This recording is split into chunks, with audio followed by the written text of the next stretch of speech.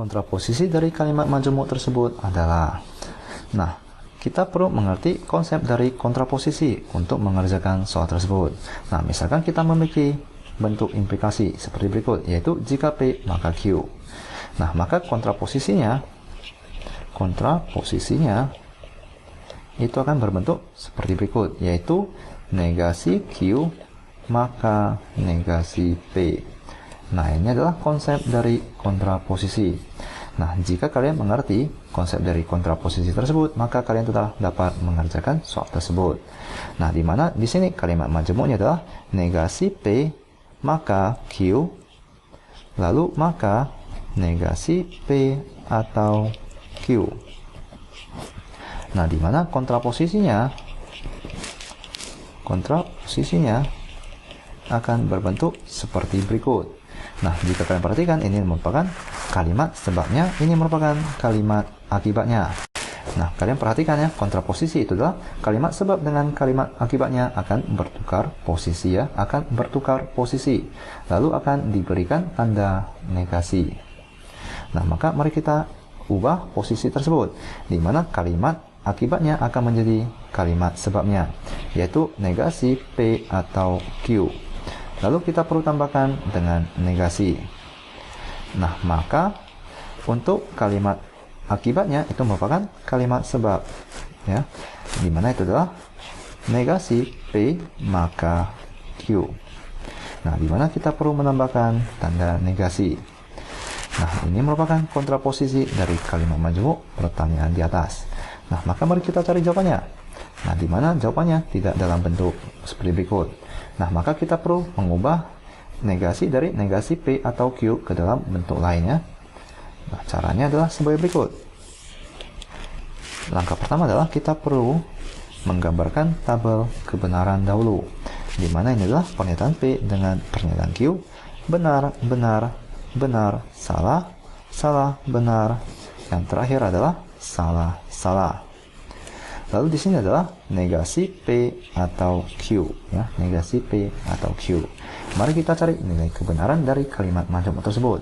Negasi P itu adalah salah atau benar. Itu akan bernilai benar.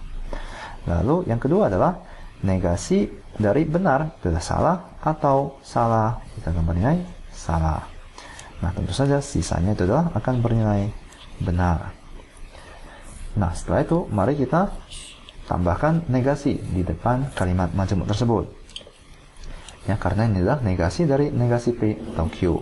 Maka ini akan menjadi negasi dari negasi P atau Q. Di mana itu adalah negasi dari benar adalah salah, negasi dari salah adalah benar, negasi dari benar adalah salah, ini adalah salah. Nah, setelah itu mari kita cari ekivalen dari kalimat majemuk tersebut. Nah, bagaimanakah cara kita untuk mencari ekivalennya? Caranya adalah seperti berikut. Jika kalian perhatikan, kita memiliki 3 nilai salah. Nah, tentu saja hanya konjungsilah yang memiliki 3 nilai salah ya. Di mana konjungsi tentu saja akan terdapat 2 kalimat. Nah, sekarang mari kita analisis kalimat kedua ini. Di mana kalimat kedua bernilai benar. Nah, agar kalimat konjungsi ini bernilai benar, maka kalimat pertama dengan kalimat kedua haruslah bernilai benar. Maka misalkan di sini adalah P, di mana P pada baris kedua bernilai benar. Dan untuk kalimat kedua ini haruslah bernilai benar. Maka tentu saja itu adalah negasi dari Q. Ya, P dan negasi Q. Maka itu akan bernilai benar dan benar. Di mana di sini akan bernilai benar. Nah, sisanya akan bernilai salah. Nah, maka kita bisa sebutkan bahwa ekivalensi dari negasi P atau Q itu adalah P dan negasi Q. Nah, setelah itu mari kita cari ekivalen dari negasi P maka Q. Dengan cara yang sama, mari kita kerjakan. Ya. Nah, langkah pertama adalah tentu saja kita perlu mencari nilai kebenaran dari negasi P maka Q. Di mana negasi dari salah maka benar itu akan bernilai benar. Lalu negasi dari salah akan bernilai benar. Lalu yang baris ketiga itu adalah negasi dari salah itu akan bernilai benar. Benar maka benar akan bernilai benar. Yang terakhir adalah benar maka salah akan bernilai salah. Lalu di sini kita perlu mencari negasinya. Maka mari kita tambahkan negasi. Negasi dari negasi P maka Q.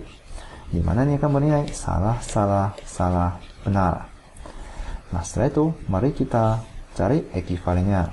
Nah, tentu saja jika kalian perhatikan, ketiga kalimat tersebut adalah kalimat yang salah. Nah, maka di sini tentu saja merupakan konjungsi ya. Hanya konjungsi lah yang memiliki 3 nilai salah. Lalu dengan cara yang sama, mari kita kerjakan soal tersebut. Atau mari kita cari ekivalensinya.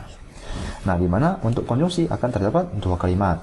Mari kita analisis yang benar, yaitu kalimat keempat. Nah, agar konjungsi ini bernilai benar, maka kalimat pertama dengan kalimat kedua haruslah bernilai benar. Maka jika kita perhatikan P itu bernilai salah, maka tentu saja untuk kalimat pertama itu adalah negasi P ya, agar kalimat pertama bernilai benar. Agar kalimat kedua bernilai benar, maka kita juga perlu negasikan Q.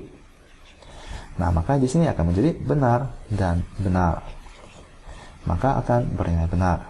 Nah, sisanya itu akan bernilai salah. Nah, maka kita bisa sebutkan bahwa negasi dari negasi P maka Q itu ekivalen dengan negasi P dan negasi Q. Nah, setelah itu mari kita ubah bentuk kontraposisi tersebut menjadi ekivalennya, yaitu P dan negasi Q. Ya, ini bentuknya akan sama dengan P dan negasi Q. Maka untuk di sini ekivalensinya itu adalah negasi P dan negasi Q. Nah, dengan demikian mari kita cari jawabannya. Di mana jawabannya itu adalah P dan negasi Q, maka negasi P dan negasi Q yaitu E.